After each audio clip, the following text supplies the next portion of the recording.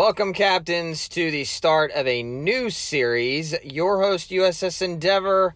Welcome aboard the German battlecruiser Derfflinger. The Tier 4 tech tree battlecruiser line starts here.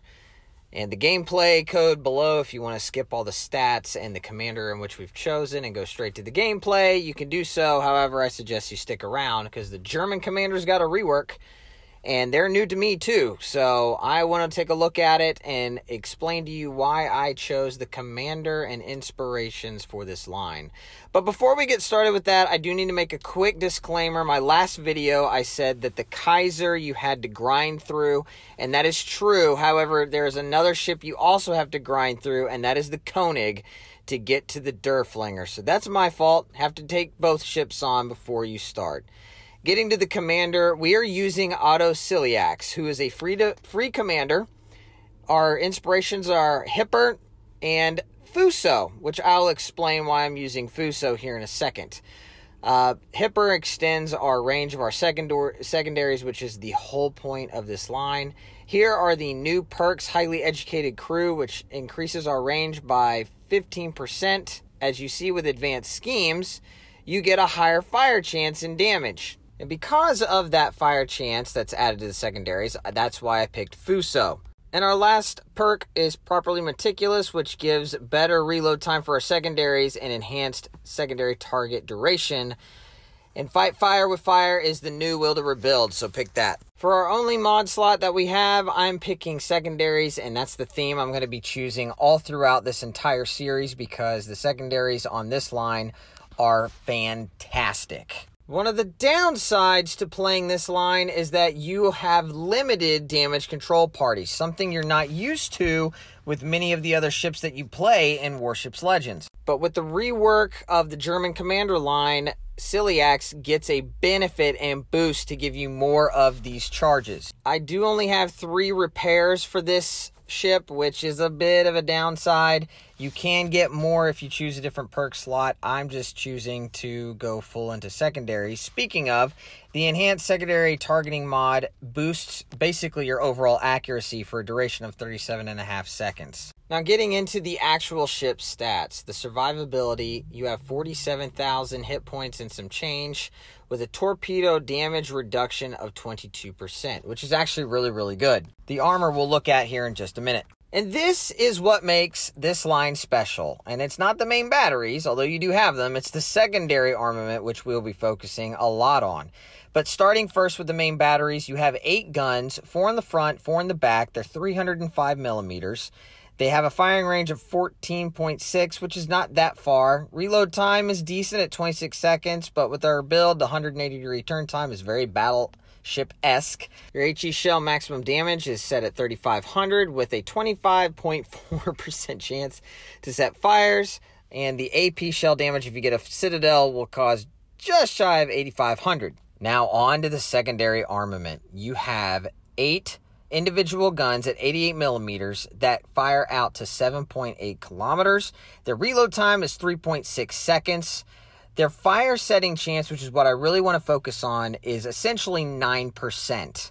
The HE shell damage is okay at a little over 1,000, but your fire chance for these is why I have Fuso, which increases your fire chance on all HE shell types, not just your main battery, also your secondaries.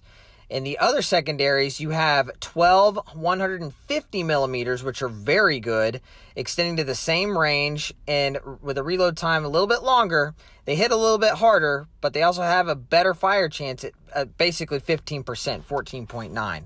So this is where your bread and butter is. But with all this firepower, you got to be weak somewhere, and here it's the AA. We don't face a carrier, thank goodness, but it's very low and very weak. Onto the maneuverability for the Derfflinger. Its maximum speed is a little bit above 27 knots.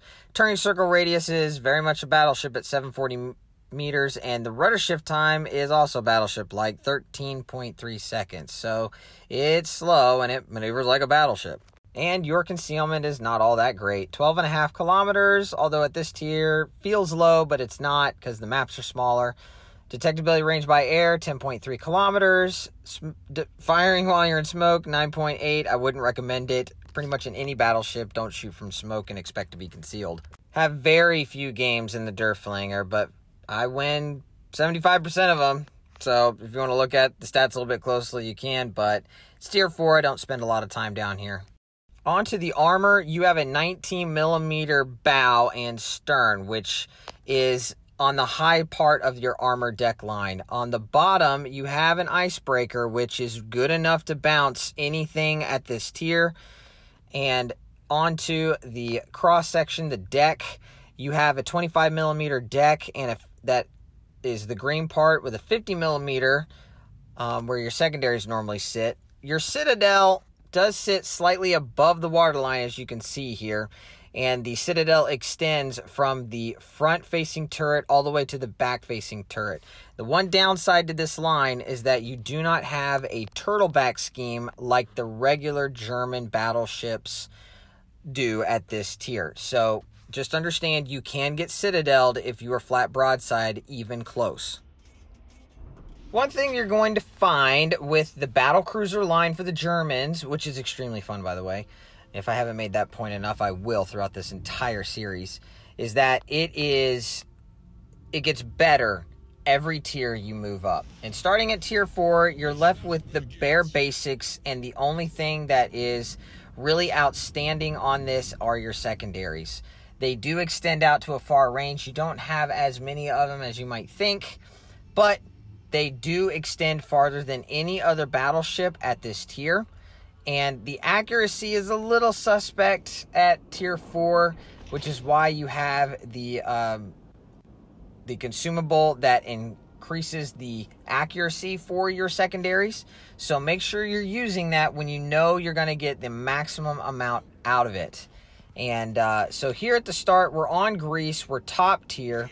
We just got spotted, so we're slowing down a little bit. We are going to get seen relatively early in most games because of our concealment and the map size.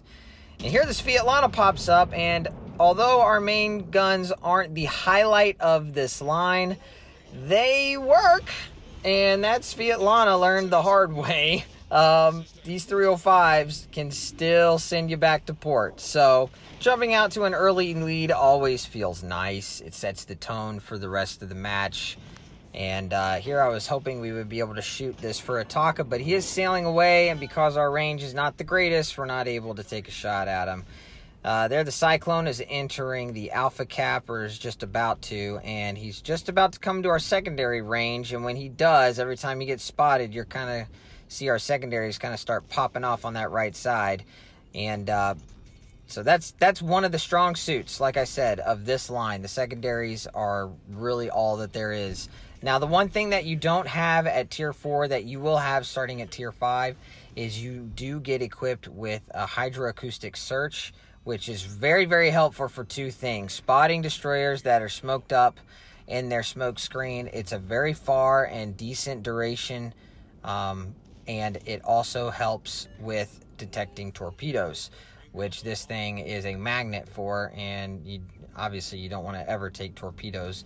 There is a slight damage reduction of about 22%, but that's where the hydroacoustic search can come in handy. You don't get that at tier 4, so not something you can rely on.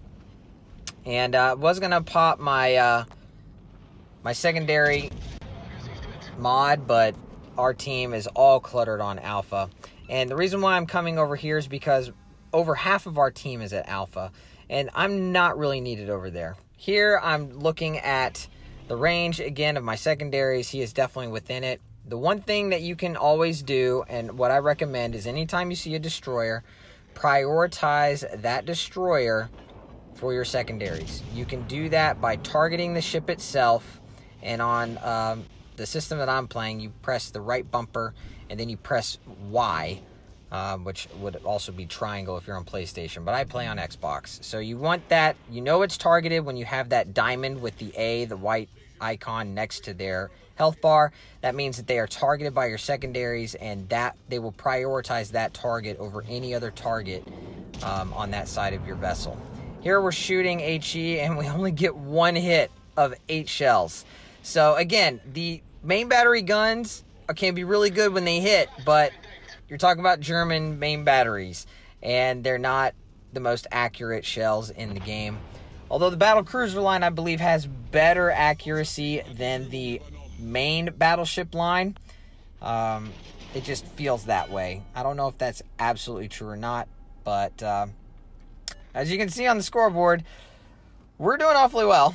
Like I said, setting the tone, taking out that cruiser right off the bat, and that destroyer that kind of pushed in.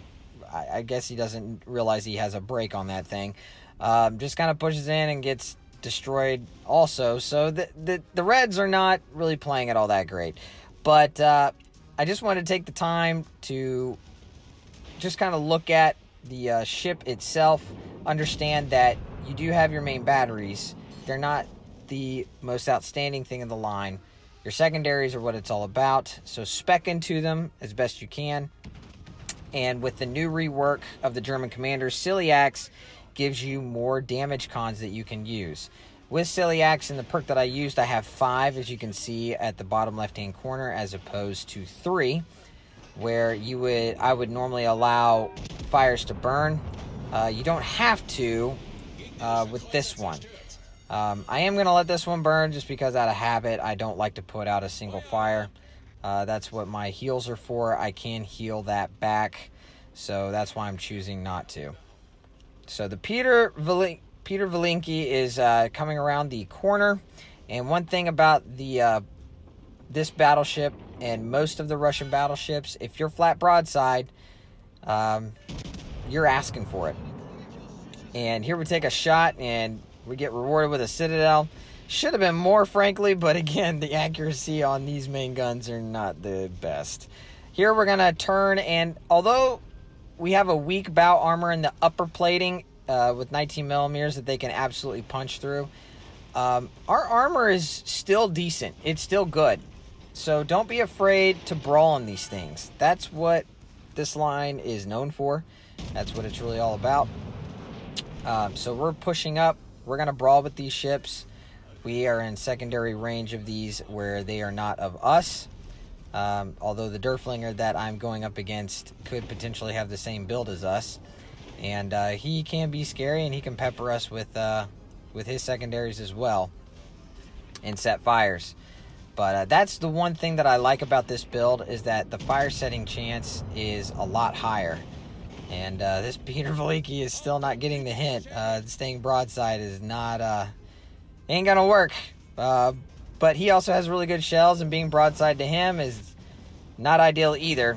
And so I'm trying to angle a little bit to negate any damage that we have. He's angled a little bit, so we're not able to get a Citadel on that one. But we're doing a really good job of mopping up these ships. At this point, it's going to be a win. It's just, can we take the rest of these ships with us? Sitting at 65,000 damage. Not bad, not great. Missed out on that kill.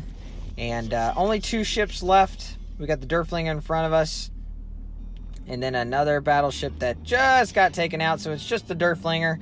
So he's got a lot more health than I do. And I'm looking pretty puny. We got whacked pretty good there. So we're pushing out, and at this point I'm thinking, you know what? If I can angle correctly, I'm going to ram this dude. So I pop our heel, we get it back. He's broadside to us. We take shots, try to whittle him down, but I'm thinking ram the whole way. He's the last ship.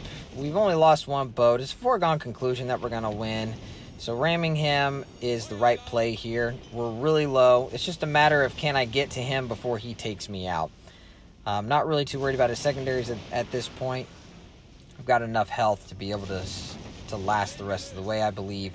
Here he's turning out, but it's far too late. We get the high caliber right before we hit him, and then we ram him. So I'll gladly trade 3,000 of my hit points for 30 plus of his, and secure the win. So that's a look at the Derfflinger for you, the Tier 4 German battlecruiser. Very fun. It's just the beginning of what this whole line is all about. And taking a whack at that Svetlana at the very beginning of the match. Sorry, buddy. But it's a fun line. You're going to have a lot of fun in this ship. So if you like being aggressive, if you like brawling, if you like secondaries, this is the line for you. So thank you very much, everybody, for tuning in.